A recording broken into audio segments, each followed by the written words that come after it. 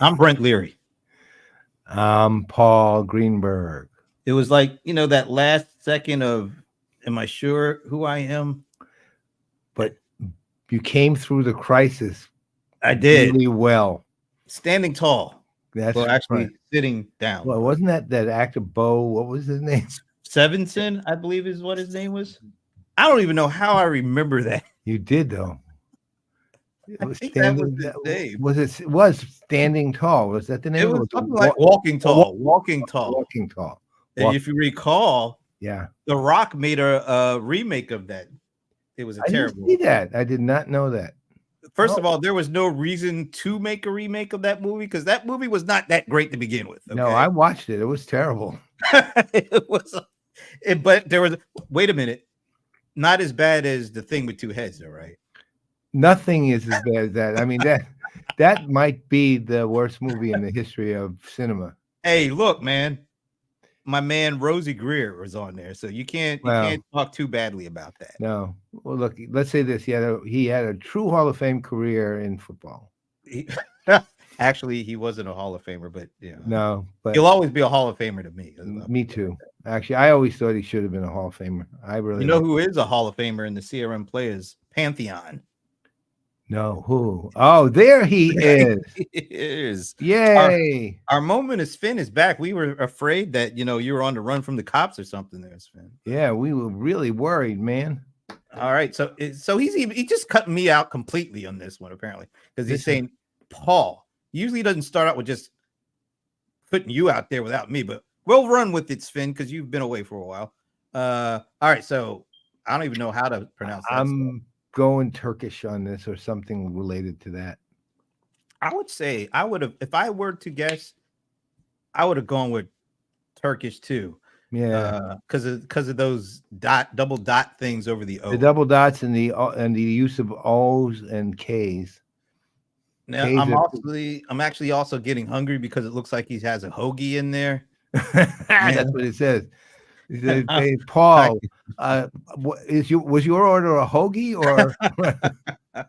All right, so Sven, we're guessing Turkish. So let us know if we're right and what it is. Oh, wait a minute. It was Hungarian. Hungarian. Oh my God, that's kind of close. Well, no, actually, it's not as far apart as you think. No, that's pretty close. Mongol influence there. Mongo? What? Mongol. I thought we were talking about Blazing Saddles all the time. No, we're talking about Genghis Khan, right? Mongol. I was always more of a Kublai Khan kind of guy. But that's just I was a Genghis guy, man. Always.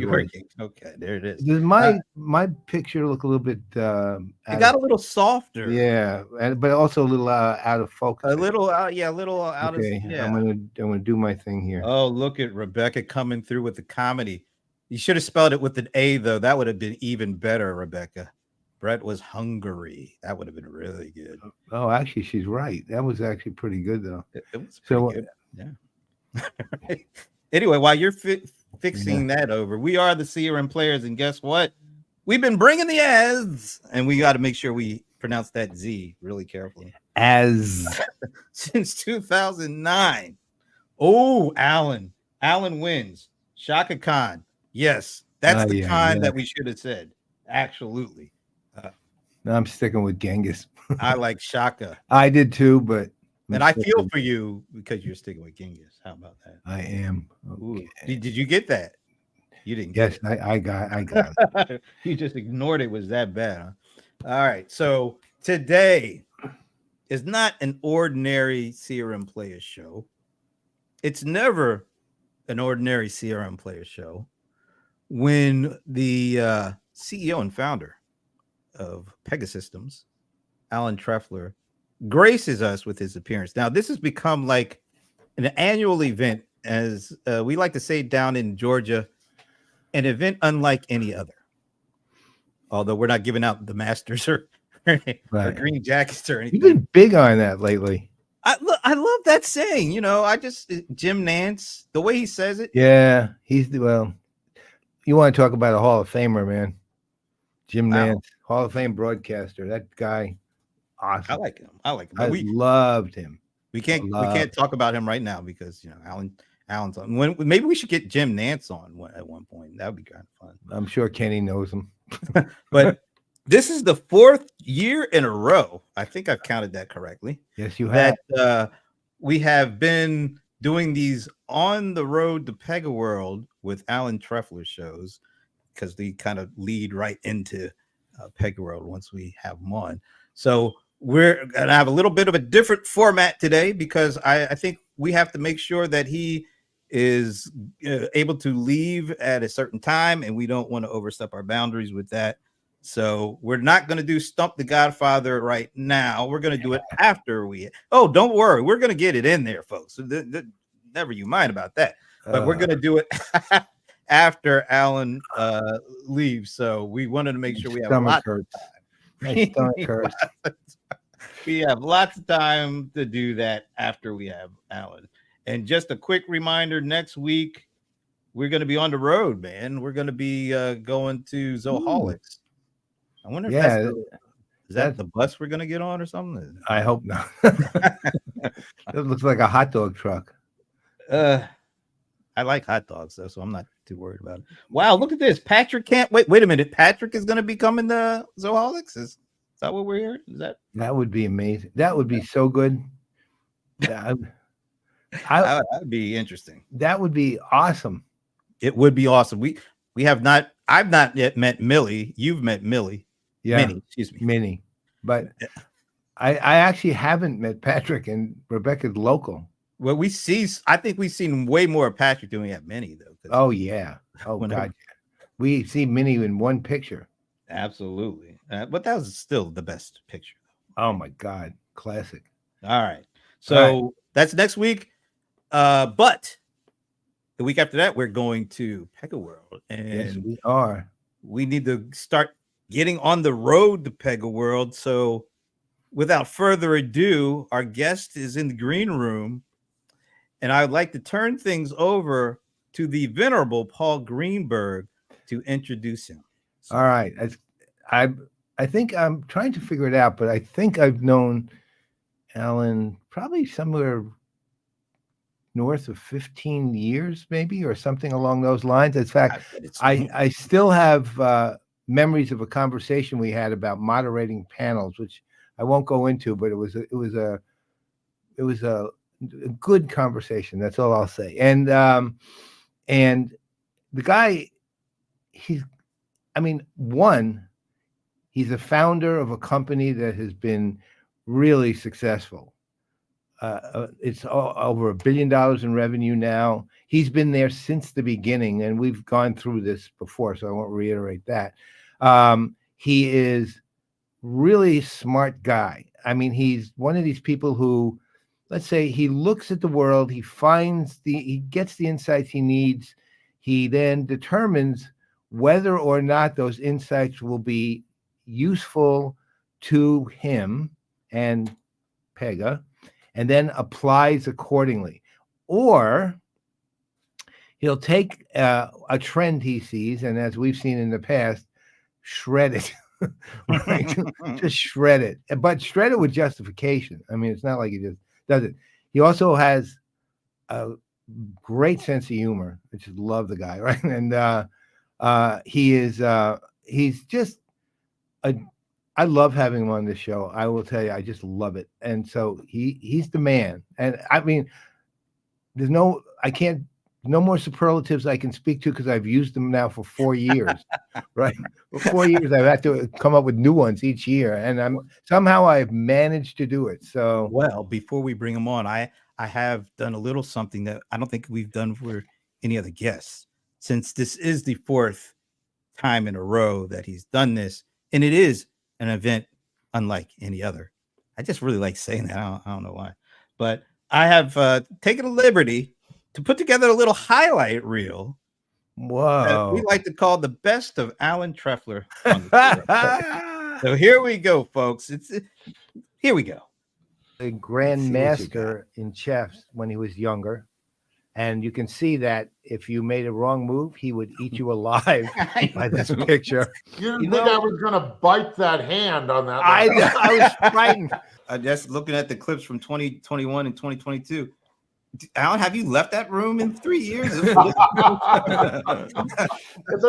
a nice room. What can I say? Was your Uncle Filbert, was he the precursor to the scientists in Back to the Future? I think that there was some inspiration taken from that. Did your brother, was he always a big snacker? Because in pieces of that clip, every time you turn around and they focus it back to you and your brother, he was always eating something different. The irony now is I'm the guy who needs to lose a few pounds, and he got himself into perfect shape. So much has changed in the last, frankly, in the last 30-something years. But the thing that hasn't changed is that the way that most companies use technology is just too primitive and too backwards. If you look at other industries, for example, look at computer-aided design and manufacturing. So you look at the creation of actual goods. It's come unbelievably in the last 35 years. In software, it's all BS. We've made it harder and more complicated to engage customers or build back-end systems or hook it all together. And we've been very careful, unlike a lot of companies in this business, to not just go out and acquire a bunch of crap. When we buy something as a company, it's because it's consistent with that end-to-end vision. My first 2 customers who went live in 1984, God forbid, are still customers to this day. Metaverse, is this something that people should be focused on in the near term, in the long term, at all? I think that the key part of that phrasing is averse. That still gets me, man. Classic moment. Which didn't occur to me till you just said it. It worked. All right. So with all that said, boy, there's a lot of good moments. That was a little short. with the closing with the classic. Here he is, CEO and founder of Pegasystems, although we like to say Pega. Alan Trefler. Almost said Adam. Alan Trefler. Alan, thank you for joining us again. Hey, Brent, Pega's good. We like Pega too. And Alan, it still looks like you're in the same place. He is. He changed his shirt though. I had more variety in some of the other shows. I'm going to have to bring something brand new if we do this again. We're counting on it. Absolutely. So first of all, once again, thanks for taking the time to do this because it is a tradition unlike any other at this point. So we're glad that unlike any other. So, okay, Alan, Meta, you were right about metaverse, right? Metaverse. You're absolutely right about it. 100%. It's pretty much, for the most part, a dead issue with some things that are hanging around. Now we have Gen AI. Pega, has it, does it, uses it, develops it. But where do you put it, given the insane amount of hype around it, as well as the use cases that are evolving around it? So there's obvious value there too. Where does Pega, how is Pega thinking about this? How are you thinking about it? And what are you doing at Pega to further your thoughts? Well, the interesting thing is, of course, there's an amazing hype cycle that burst forward around AI. And the interesting thing here is the hype does have a lot of BS, but the core, the ability of what AI and generative AI are going to be able to do is actually quite remarkable. When I think about AI, and we've done a lot of thinking about this, we really see 3 types of AI. There's the statistical AI, the decisioning AI that we've done for the last 12, 14 years, in which you look at patterns and, based on those patterns, you make predictions. And then you use machine learning to continue to perfect those predictions. And that has enormous value. But generative AI, which really burst on the scene in a big way about 18 months ago, when we saw it, we realized there are going to be 2 things that would be relevant here. The first is what I would describe as productivity tools, like being able to summarize something, being able to listen to a conversation and automatically pull out the text, being able to do a great little letter. Those are really useful, and people are going to use productivity tools from Pega and from a lot of other companies. But the thing I think we're doing uniquely, and we placed an enormous bet on this, is being able to use generative AI to change the business process itself. So to use generative AI and the best practices from the internet and combine that with what we've learned over the years and the structure we have for process and rule automation, and be able to do something absolutely remarkable, that's going to be the highlight of PegaWorld, I believe. One of the things that's going on right now, it feels like, is a lot of uncertainty in the marketplace. Generally speaking, we saw some of the recent quarterly earnings come out from software enterprise stalwarts, and they've been getting killed. You look at Workday, you look at what's going on with Salesforce today, ServiceNow even. How does all this uncertainty impact the kind of adoption of generative AI to do some of the things that you talked about? Well, it's not going to affect the adoption at all for us, as I see it, because we would never pitch an AI for the sake of AI. We were pitching AI as being a way in which the product got better, in a way to make it so that the way you design things gets better, that the answers you make get better. So people are going to buy or not buy, as the case may be, our AI because of the outcomes, because of the results, not for the principle of AI itself. So what's the practical side of that? Look, one thing with Pega that you've always done really well is have the use cases lined up, always. I mean, that's why your corporate narrative always works, right? Because you already have, okay, we were here, now we're here, here's how we got here, here are all the use cases that we lined up accordingly, now we're going to move here, here's how we got here, et cetera, et cetera. You've done that superbly, really, for a long time. Rarely glitch. So what kind of use cases are you lining up for this? Because that's ultimately what determines the value, really. Well, the use cases designate the outcomes. So I'll talk about two of them. And once again, I'm not going to, statistical AI, though a lot of people confuse it because there's so much AI speak. But statistical AI is obviously tremendously valuable. And we're doing that for many, many companies to do what's called next best action. But on the generative side, which is profoundly different in technology, different in use cases, I'll talk about two things we're doing. We've released a collection of what we call buddies, which are knowledge bots, which a customer can load up their information, they can eat their website, they can get their procedures manuals, and that buddy can help call center agents, people in the back office, anybody who needs to get information pulled together using a technique called retrieval assisted generation. Yep.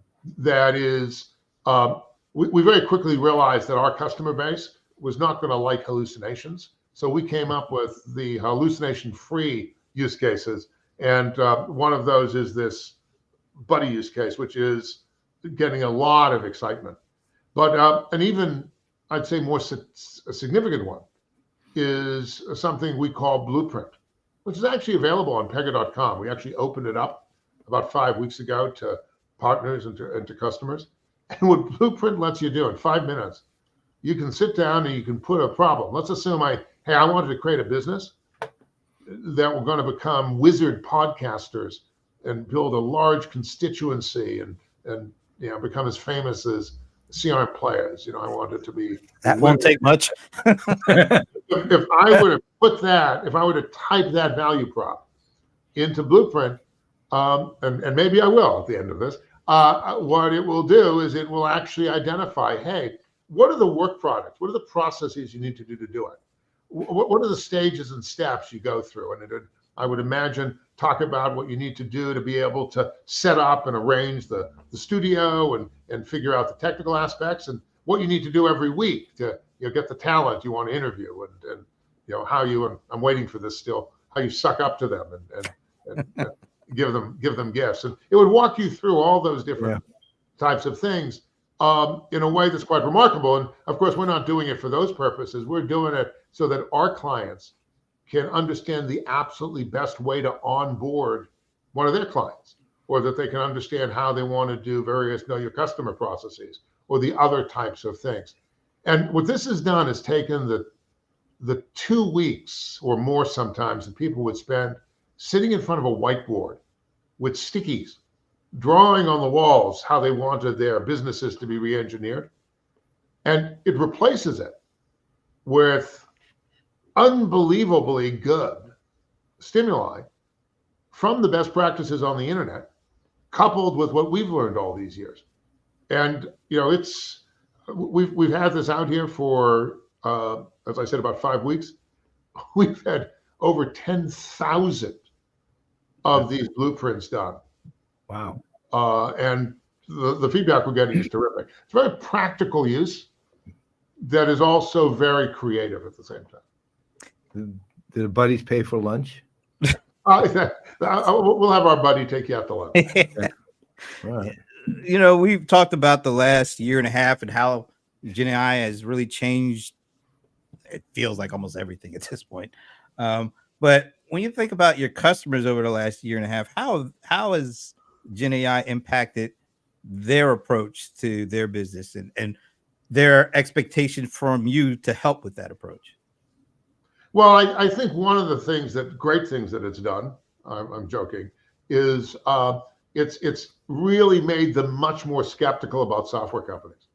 Because every software company and every technology company has been pounding on their door, screaming Gen AI, Gen AI, Gen AI, and how it's going to do all sorts of miraculous things without candidly having really thought through how to do it in most of those cases. So I think it's taken a skepticism that exists in the in the buyers and just fanned the flame, because it was nuts. I was in Davos in January this year, and you'd walk down the street, and every shop window, which are taken over by companies, everyone is AI this and AI that, and it's candidly ridiculous. Having said that, with the right use cases, this is going to be profoundly game changing for our customers, and also for customers like us, for institutions like us. We're gonna find, and are finding, this gives us a chance to really change the way we operate. So I heard in the beginning of all this conversations about AI, Gen AI, about a year ago, somebody was saying, "Oh, it's the most important thing that's happened in the last X decades, more important than even the internet." What do you think? I wouldn't say it's more important than the internet, but I think it is completely transformational. I think this will give companies a chance to really, really step out ahead of their competition and make themselves both closer to their customers, but also tremendously more efficient. It really is also, I think, in the right places, stimulating a reevaluation of what's possible. Some of the other things it's going to do, operating in multiple languages, is now candidly, it's really becoming a piece of cake, being able to do truly, truly remarkable things in that. So, a lot of times our international customers would lag in terms of when we would have some of the training materials and documentation ready for them. We tried to do it fast, but it could easily be a couple of months. I predict as this really settles in here, at least the way we're going at these things, it's all going to be instantaneous. It's all going to be contemporaneous. It's all going to be easier. It's going to be better. And that's a big deal for any organization that has an international customer base, either as a vendor like us or as an organization that works internationally with. To that end, there's one area I've been thinking about lately when it comes to this, which I don't see anybody really talking about, but certainly would potentially apply, which was, if you look at Clarabridge before it got acquired by Qualtrics back in the day, they always did something absolutely insanely different than anyone else, which was they had 11-point sentiment analysis, so you could distinguish between angry and irritated rather than not positive or somewhat negative. And it was multilingual, but it wasn't just multilingual; it was multicultural lingual, right? And I was thinking about this a few days ago, and it occurred to me that an application of Gen AI could do that, but I don't know how. I mean, Well, we just got, it was interesting because we do an employee engagement survey every year, and we had a staggering response this year, which I view as very exciting. It's great to have teams who are engaged. We have 90% response rate, and we had tens of thousands of written comments. And I looked through a couple thousand myself, but it just wasn't going to be possible to be able to go through more than a couple of thousand. A lot of them were really good. So we use generative AI to distill the sentiment, to categorize them, to try to summarize and pull out just lots of great ideas, so that we can continue to drive engagement. So there are very, very tangible ways you can use it. And things like that sentiment analysis are now becoming embeddable in anything. which I think is that to me will be, when it's mature enough, will be amazing. Absolutely amazing what it'll be able to do. Oh my God. It's at a level of maturity where it's already pretty awesome. Okay, I haven't seen it yet, but I will take your word for it. PegaWorld, baby.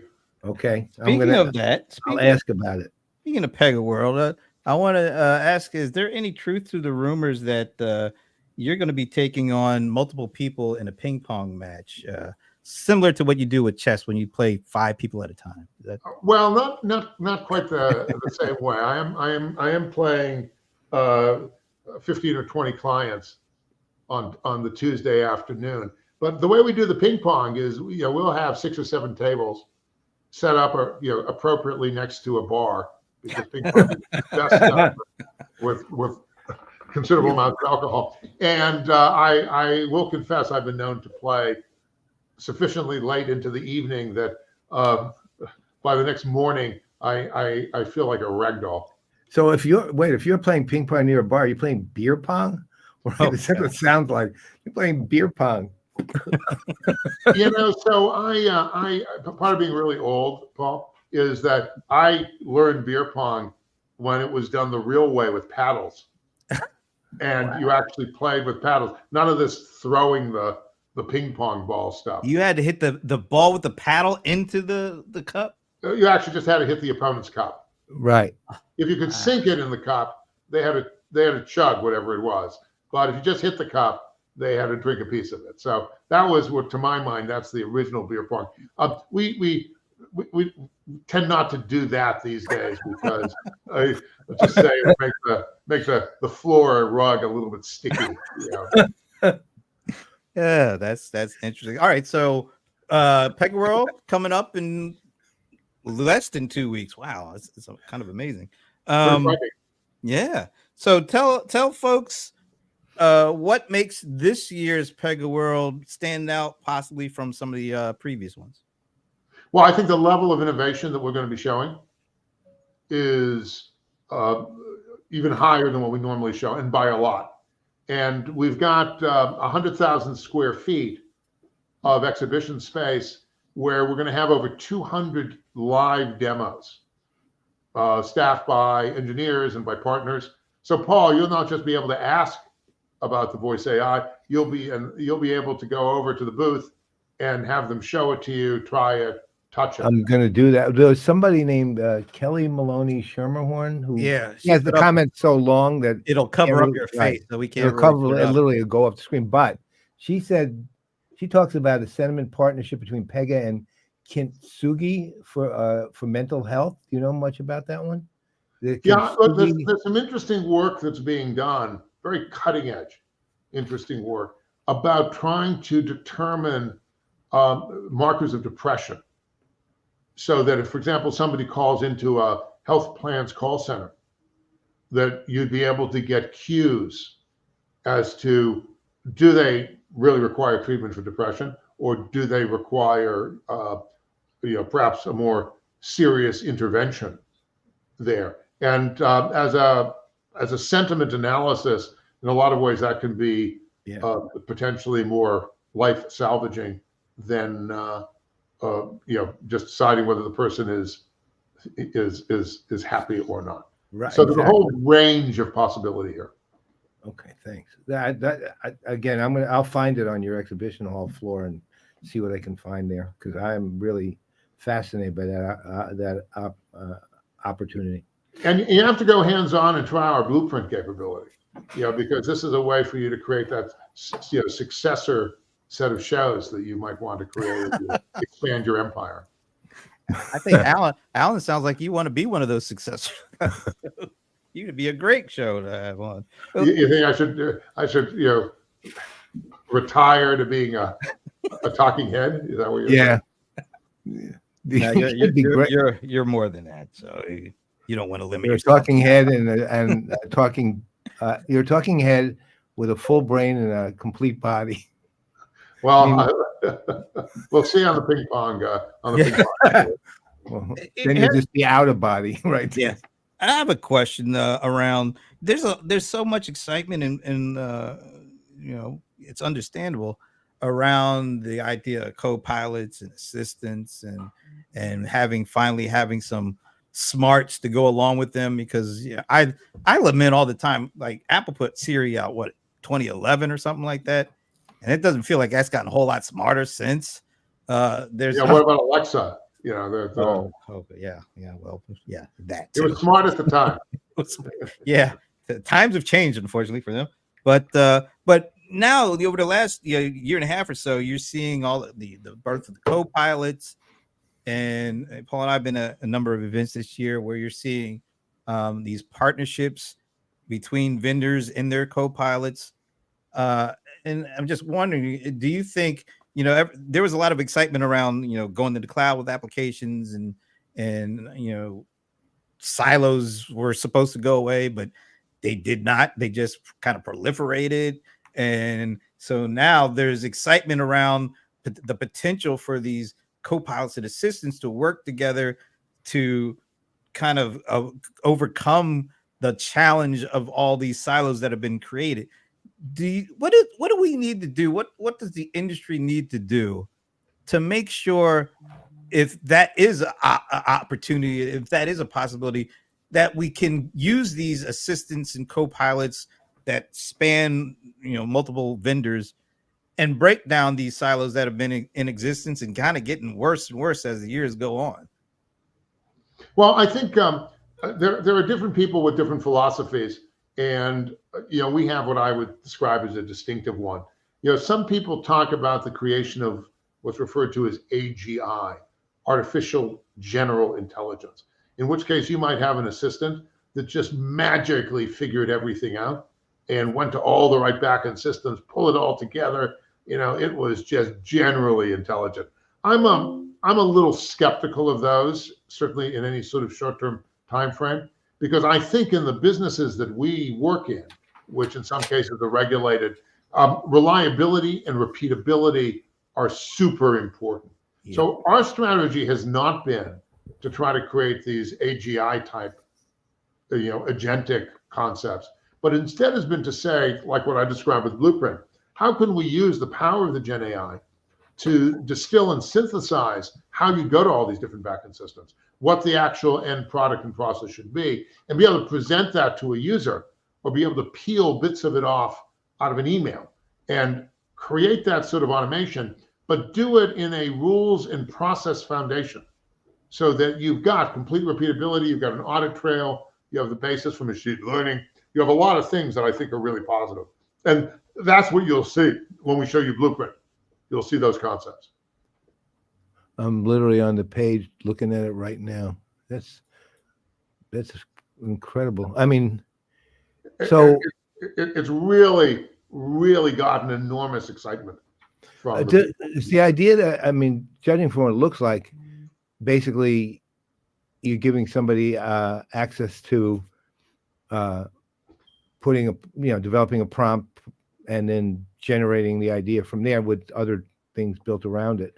Yeah, we don't make them construct a prompt, but right. We have them give us the input that we can then massage and play with and do our own lookups, and then we do the prompting for them, but we bring them back something that then they can collaborate with. They can actually go and collaborate with the AI to refine it.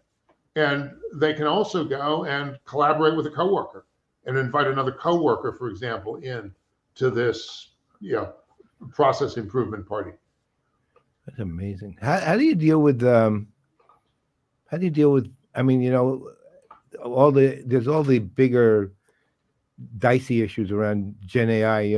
Obviously, the most famous thing right now is IP ownership and with the New York Times suit against OpenAI and Altman's utterly idiotic statement saying we can't make money if you don't let us do it for free. I mean, I just Well, I think they've changed that. I mean, they've been they just entered into another licensing agreement.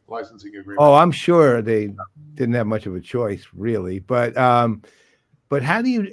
Okay, so you've got Blueprint here. How do you protect yourselves in that kind of against the trickier parts of it?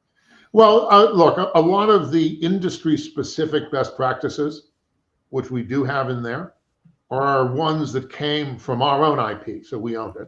Right. We're allowing our partners to themselves create blueprints based on their IP, which we then load into the Blueprint website, so that our partners can use that with their customers. But we're not going to access our partner's IP. We're going to respect that the partner's IP needs to be their IP. And the whole way that we're using the internet in this circumstance, we think is very safe from an IP infringement point of view. But you're right. Everyone's got to be careful and got to be thinking about it. Yeah. Striking. Yeah. So we're mindful of your time because we know you have other things to do. So I don't understand why you would have other things to do. We're talking with us. I don't. He's got to get some beer pong practice in, a little ping pong, a little chess, all that stuff. Paul, I like that swing. We'll see you on the table. No, you won't. I was horrible at ping pong. You could have like a venerable. I have double jointed arms, so that take my word for it. It should be good. Good is not the word. It's the first time I'm hearing that in like 15 years of doing this show, Alan. I didn't know about the arms. Yeah, you did. You've seen them, and they're really grotesque. When I put maybe I tried to block them out of my mind. I don't know. It's kind of interesting. Oh my! See? I just showed Alan. Oh yeah, that was. You had your head down. Yeah, I'm kind of glad I did. I'm not going to be able to lose that image, Paul. No, that's kind of the idea. Alan, it's my imprint. Has anything about your approach to business changed over the last year and a half based on all the stuff that's going on? Approach? I think the things that really matter in business, and there are things we try to live with. In the preamble, you talked about how our first two clients from who went live in 1984, and remember that was the era of DEC VAXes and IBM CICS, right? I think a lot is the same. You got to really, respect the needs of clients. You got to build an excellent team. And the thing I've become much more conscious of promoting, and we've done a lot inside the company to really, make this, I think, clearer, is how important it is to have an external lens. How you always need to be looking and learning in terms of what's going on in tech, what's going on in the businesses that you do business with, what's happening in the world, as opposed to a lot of companies, I think, become very internally focused, and organizations become silo focused. We're up to like 5,300 people, right? So it's really easy to have silos that think that their job is complete when they hand something off to another group. And the reality is you always need to look externally. What is the experience of the customer who's using what you're doing? What don't they like? That external focus, which I think I probably had sort of implicitly, we've now really worked to make an explicit part of our values and something that we really encourage and teach. And I think it's terrific. It's terrific to be able to bring sort of, even long-term historical perspectives with new thinking, new people who bring in new thinking. That's how you really, really make, I think, a company sustain and have it be a good place and a fun place to work. So, what's any what kind of crowd do you expect this time? What are you thinking? I'm pretty confident we're going to have well over 4,000 people. Okay. Nice. So it should be it's big enough to have lots of energy, and we have a tremendous number of things to show these folks. And what I love is that here I'll show you the propaganda that we have. This is it's all on the website, but we have you can't really read obviously here. The customers who are coming and speaking and talking about what they're doing. And what I love is we try to be really content rich, and our clients are content rich also. So our customers will come and talk about things that we're not allowed to, because we can't talk about what our customers are doing specifically, because unless they've made it public, because many of them compete against each other. But when they come and they talk about what they're doing, they can say anything they want. And I will tell you, they often do. So that's you literally have still in my pantheon of customer speeches. You literally had the best one I ever saw, which were those best friends from I guess they were from, where were they from? Sweden or something? They were the Dutch. The two Dutch guys who gave you a group hug at the end, right? Yeah. I'll never forget their speech. I mean, it was like a combination of incredible content with stand-up comedy. It was absolutely a brilliant speech that the two of them gave, and really, that's how. Because there's always been this thing that if the customer, they should speak. Well, they're not necessarily good just because they're a customer, right? And a lot of times, and one of them went on to become the CEO of a meaningful Dutch bank, and the other one became the president of one of the divisions of Wells Fargo. So they've actually done pretty well. I am not shocked in the slightest. Those two were just the chemistry was amazing to begin with, and they knew how to communicate to an audience like no customers I've ever seen before. They were fantastic, and you've done that before. I mean, you choose well with your customers like that. I don't remember her name either, but when you were just starting to talk about customer experience, you had that customer from Lloyd's. Right. I can't remember her name either, but she was fantastic. I mean, she told one of the best stories of how Pega gets applied to bring out they felt was, Lloyd's felt was a superb customer experience, and they fixed a lot of issues as a result too. But the way she told the story was engaged everybody. It was just great. And it literally punctuated the conference as far as the point you had to make. The point where I noticed you were like that. We've got great clients who are willing to put the time and energy into it. We've got that beautiful screen now that is, the largest thing I've ever seen. And they all like to put up things that look good on that. Oh, yeah. And, they work on it. They work with our team, they work with themselves and their own teams. So we really feel honored by what our clients do. It's going to be great. I'm excited about that. And let's not leave out your the actual team, like the Don Sherman. And I just literally saw a video on LinkedIn with Joe Richardson and James Dodkins talking about his session, and it was hilarious. Those three right there are worth going and checking out, let alone all the other things you got going on. So. Well, I assure you they'll be in rare form at the event. Oh, I have no doubts. I mean, that's the thing. All your events always have great stories and humor running through it, which, let's face it, one thing with events, and we've talked about this a lot, ultimately, a year from now, when you say, what was the event about, most people say, I don't remember, but I had a great time, right? And that's what you want. You actually want that answer. But Paul, it's even better. You actually remember. Well, I make a point of remembering because you know what? I seek those people out right after I hear them, because I'm blown away by people like that. And I'm always happy to meet them briefly, at least even briefly. In fact, I went over and talked to your Dutch friends and gave them both hugs. Well, that's terrific. Maybe they'll be there. Maybe they'll be there on, was it June 9th to the 12th? Is that it? 9, 10, and 11. 9, 9 10, through the 11. 11th. June 9th to the 11th, the MGM in Las Vegas. And we will be, PegaWorld Inspire. and we I'm will looking see forward you to it. there for We will sure. see you there. And good luck with all the beer pong there, Alan. That'll That's be right. fun to watch. At least make it a good beer. Oh, Will do. Will do. See you there. All Thanks right, again, my Alan. friend. Thanks for everything. Once again, see you there. As always, it's always great. fun, isn't it? Yeah, I love having him on the show. He's great. I just Oh, like my the fact that we know that we don't have to do anything but turn it on and start throwing questions out and let the man do what he does. Yeah, I like that. I do too.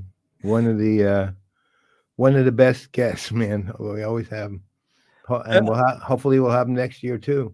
Yeah, I hope so. That it's one of those events I look forward to. I mean, we go to a lot of events, but it's the people. I mean, they had some great people there. So Yeah, they I do. really enjoy They that. really do. But you know what I enjoy also? What's that? I assume it's And something I now don't. It's time for Oh, Stump wow. the And Godfather. you know what I don't with enjoy? The venerable Paul Greenberg. Brought to you by Microsoft Dynamics 365 Copilot. And I'm not messing it up this week, folks. It That's is what you not think. going to be messed up because last time I just let you off the hook. This time I'm not going to do it. We got a great question. I don't think you're going to be able to get this. We're going to go into it right now. Stump the Gather this week, brought to you by Microsoft Dynamics 365 Copilot. Gotta make sure I say that.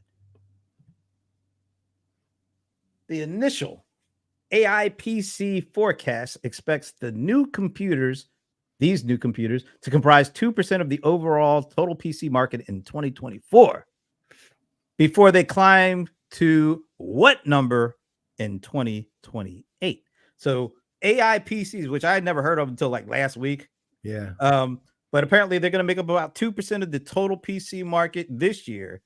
But by 2028, they will be blank percentage of the overall total PC market.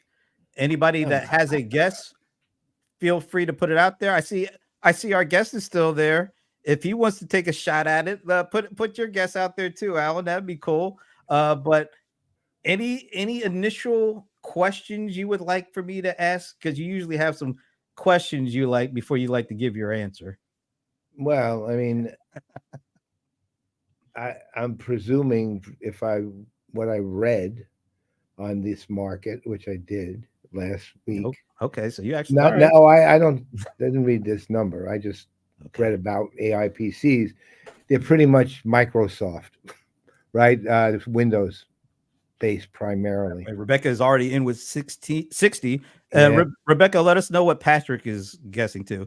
Alan is saying 15%. So there's a pretty wide discrepancy between Rebecca and Alan.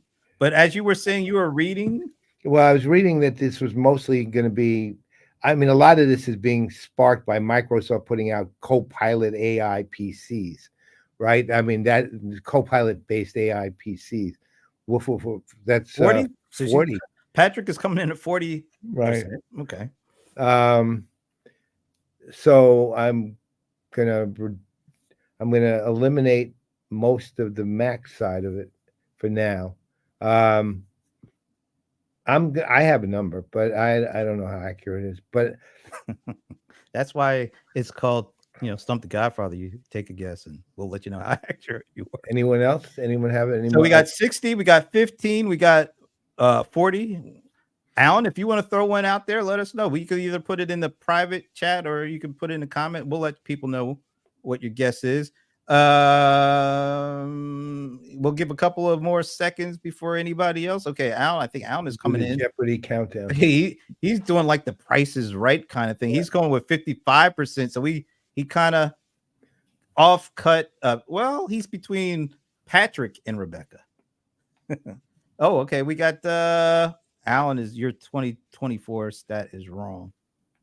I don't know what he's talking about.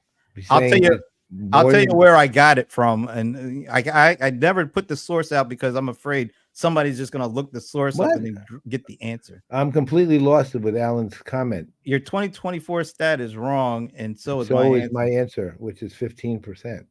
So I don't what know. answer is right, I Alan? don't know. Alan is like, Alan Berkson, what answer is right? oh, and by the way, Alan is saying, and there are AI PCs coming from Apple too. So, Oh, I didn't hear that. I only heard it from the Windows side.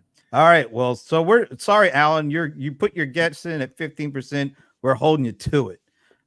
So we've got 15% from Alan. We've got 40% from Patrick. We got 55% from Alan. We got 60% from Rebecca, and the venerable Paul Greenberg says, I'm coming in with closer to Patrick than anybody else.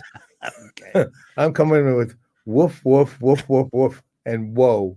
Right, The times hell is 10. whoa. Whoa is two letters of the 4. So I'm coming in at 45. It's 45. woof, woof, woof, woof, whoa times 10. Wow. Only on CRM Playaz do you get that kind of commentary, folks. All right. That's right. So we got 15, we got 40, we got 42, 45. 45, we got 55, and we got 60. And the actual answer to this week's Stump the Godfather question is we still didn't get the drum roll. Damn. We can get a drum roll next time. Yeah. The answer is 64. Rebecca was the closest. Jesus Christ. So it's going to go from 2 to 64 in like 4 years. That's pretty impressive, man. It's also, I don't believe it. By the way, Patrick is saying Paul speaks. I know. I totally get it with Patrick. Patrick and I is simpatico. And by the way, Alan, that came from Morgan Stanley. So if you got a problem with it, I'm talking about Alan Berkson, by the way. If you got a problem with it, take it up with Morgan and Stanley. Or Stanley Morgan, which is a really good wide receiver from the Patriots. Stanley or Oliver. Thanks, Alan. Thanks for joining us. Bye, Alan. Take it up with Oliver or Stanley. Get it? Oh, God. Stan and Ollie. Yeah, you got it. I am too old for me to even get that. That makes me old. Well, you could theoretically say you watched the movie that they did about them. No, I didn't do that. I actually did. It wasn't very good. Anyway, are you surprised at 64%? I actually think it's too high. That's an estimate. I mean, first of all, there's an assumption. There's a big assumption built in that obsolescence of all the PCs prior to it are going to take over, and people are going to just dump that investment in the PC just to get this. If it's how do I put this? Consumers are not as excited about Copilot in Windows. Like most consumers right now don't even use Windows Copilot. The Windows Copilot. They don't even bother. I do. I use it all the time. Well, I don't use it because I don't have any Windows machines. Yeah, well, I have on the machines. I have the gaming one I built. Yeah, well, they have it already. It's already shipping with Copilot, but I'm not calling that an AI PC. Really, it's just a PC with AI. Yeah, what exactly differentiates a PC with AI from an AI PC? Well, from what I understood from what I was reading, and again, it was not, just a small thing, was that an AI PC is basically permeated throughout. It's not just a feature. It's not just a feature that you use like Copilot is. It's basically AI will also be embedded in the hardware, right? So, remember when they had many years ago they had Novell Embedded Systems technology, Nest it was called. My company actually built that, and it was basically they took hardware and they embedded the ability to communicate with other systems into the hardware. Back then that was a big deal. Now it's pretty common, but it wasn't software driven, it was hardware driven. I think what they're talking about is how NVIDIA is doing all these AI driven, it's not just the processing for the AI, but they're also embedding AI in, well, a lot of these companies are starting to embed AI in the hardware itself. I think, and a lot of the actions that the PC would take are being, I'll call it controlled, or at least it kind of goes to what Alan was talking about. Actually, I guess it's the best way to put this. I'm just sort of I know what I'm trying to say. I'm not saying it very well. Well, while you're thinking about that, let me just run some stuff by you that's going on as we speak. As I look at the kind of the last 5 minutes of the stock market being open, Salesforce, they're still down 20%. So ever since their earnings report came out, they've been in kind of a free fall, but it's about at around 20%. But they're not alone, because today is Microsoft is down, but they're only down 3%. ServiceNow is down almost 13%. And Workday, well, they got killed last year, so they're still last week, excuse me.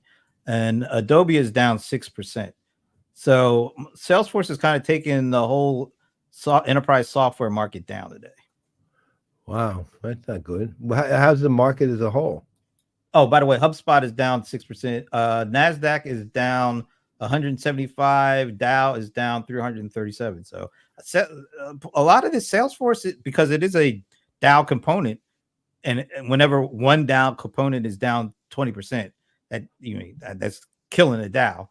But it's also these other like ServiceNow. I mean, they're getting hammered. And do you think it's just because of the Salesforce soft guidance that is?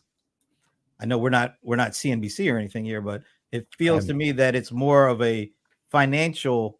And I was talking a little bit with Alan Berkson. It feels like the Salesforce haircut of 20% is driven more by financial analysis and financial guidance, not by anything impacting the actual industry in terms of, Salesforce did something wrong. It feels like it's being spread out because of financial analysis. I mean, I have no idea. I mean, I can agree with you because I trust you, but beyond that, I'm one of the reasons I'm not a financial analyst because I have no idea. I mean, also one of the reasons I have a financial advisor who handles that for us. Right. He's very good too. As soon as you said how the market was behaving, I went and checked to see how far down we were. Right. We're not down much. Well, just remember, Salesforce is a Dow component. So if they're down 20%, the Dow is going to be taking a pretty big hit. It did. Like you said, 338 points. But I did figure out what I was trying to say on the AI. So as people who know anything about putting together PCs know, or what makes them up, the hardware carries out processes. Those processes in the CPUs, the GPUs, and Rebecca has NPU. I'm not sure what that is. Those processes will have AI embedded in the processes so that it will govern the efficiencies of those processes. In the motherboards, we'll have AI embedded in motherboards, things like that. That's an AI PC as opposed to a PC with an AI application or an AI app like and the Copilot. central driver is the CPU for that, right? Right. The CPU, and then the GPUs too. I know that's where NVIDIA comes in and AMD, right? They're already, as far as I know, beginning to build in AI into their future generations of GPUs. I don't know about NPU is a neural processing. Oh, the neural processing. Okay. I mean, those are, they're. See, I think Rebecca doesn't tell us when Patrick is the actual one coming up with these answers. She's kind of, Rebecca's actually clearly a PC geek. Now, I don't know. I think it might be Patrick. That's what I'm saying. I think. I bet you she's built her own too. I will bet. Maybe. I mean, I'm going to build it. I love building them, man. I'm going to build another one or two. Anyway, so any thoughts before we end today about what we're going to see next week at Zoholics? I mean, I don't know. Actually, I mean, I was very happily and surprised somewhat. He's the brains behind this outfit, right? I love that. That's the old gangster approach to saying it. I was very surprised. If I'm looking at last time when we did the analyst summit, what I was very impressed with was the evolutionary, almost revolutionary leap they had made with their AI, right? And that was, I mean, there were other things too, of course, I was impressed with, but that to me was the biggest dramatic technology difference, at least as far as Zoho went. I don't know that I'll see anything even bigger this year, really, with Zoho. It doesn't need to be because they're doing so well with what they have. But I'm guessing nature of the times, even though they're a unique organization. But we're on the analyst track, but this is the actual conference. So what we saw, these people haven't, right, yet, probably. So I think we're going to see these what we already saw, because they have to present it to the rest of the world. And so I don't know that we'll see anything dramatically different than we saw in McAllen. On the other hand, I'm still going to be impressed with what they're doing with AI. I think they've gone from primitive to nailing it and advanced in the space of at least a year, in a year. It was just amazing to me. Yep. I'm always going to be fascinated by what goes on at Zoholics. Me too. As well as the following week at PegaWorld. So, well, we now know what's going on there.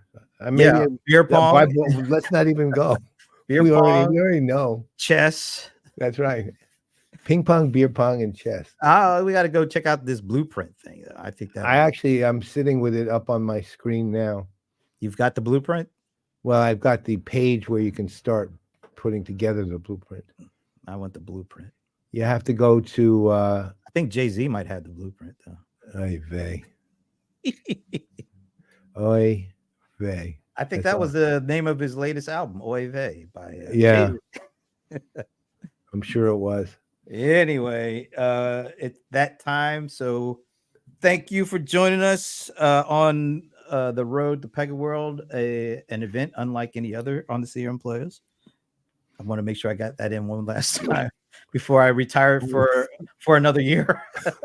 Managed to get it in about 30 times in less than 2 days. Jim Nance has got to retire at some point, folks. And all right. Well, we know who's in the running now. I'm already in Georgia, so I can be there. There you're right. I can show up at be there less than 2 hours. I'll be there at Olympic Park in 2 minutes. Well, you know who else is going to be there? Always there for us. Yes. That's right. And there he is. And on that's Minnie. That's the she. I said he, didn't I? I meant she. That's why her eyes are open now, looking at you like, come on, you know who I am. Really, Uncle Paul. All right. Anyway, I'm Brent Leary. I'm Paul Greenberg. We are the CRM Playaz, and we will see you from Austin, Texas, or as I like to say, Austin Tagus. Yeah. Inside joke there, folks. Yes, it is. And Voodoo Donuts. Yes. See you next week.